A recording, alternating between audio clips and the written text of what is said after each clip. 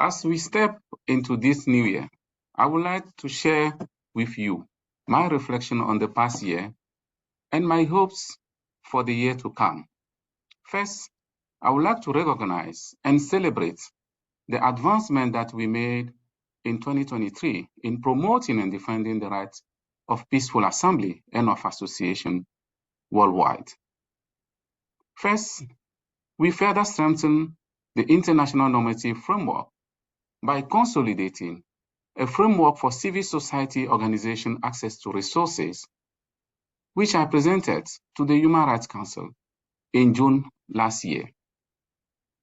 Second, my reports on advancing accountability, which I also presented at the Human Rights Council in June, spur on global momentum towards bridging the gap which perpetuates the cycle of violation in the context of protests. Third, we increase public support for this freedom and enhance global collaboration for their advancement in the shape of a joint framework with regional mechanisms to tackle the global threat to these fundamental freedoms. Finally, effort made towards advancing inclusion of civil society, in particular women, in peace and transition processes were widely acclaimed by civil society when I presented my report to the UN General Assembly in 2023. Despite the progress made, threats to the right to peaceful assembly and of association persist. In a year which is the biggest global election years in history, and in a world marked by the backsliding of democracy and the rise of authoritarianism, these rights are more important than ever. I remind all states that fair, representative, and violence-free elections are at the core of democratic governance, and I urge them all to guarantee their basic condition.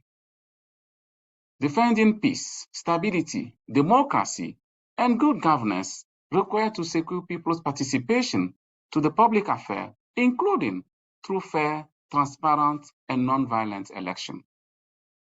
The increase in conflicts around the world, from conflicts which persist over the years, such as the one in Yemen and Ukraine, to emerging conflicts, as we are seeing in Sudan and Gaza, is a wake-up call to step up joint efforts to protect our freedoms. This new year, we must ensure that people can continue to express their call for peace and an end to violence and help prevent further atrocity. To this end, I call on states to guarantee conducive environments where people can come together and speak up freely and safely. As I have argued in my 2023 reports to the UN General Assembly, it is through the full respect and protection of these rights in a time of conflict that civil society can meaningfully participate in peace building and democratic transition, hence fostering sustainable peace. These rights are also critical for addressing the most pressing existential threat to humanity, the climate crisis. States must understand that civil society is a partner and not an enemy.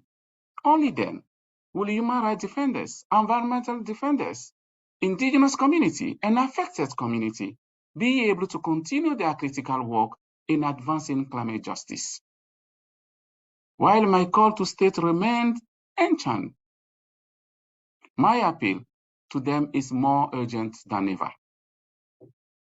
I urge states to make civil society, including grassroots organizations and affected community, their privileged partner in addressing this compounding crisis.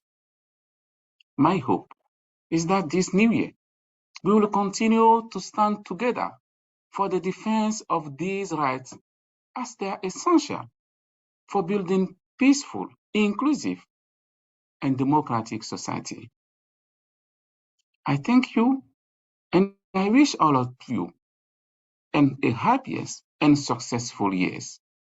Thank you for listening.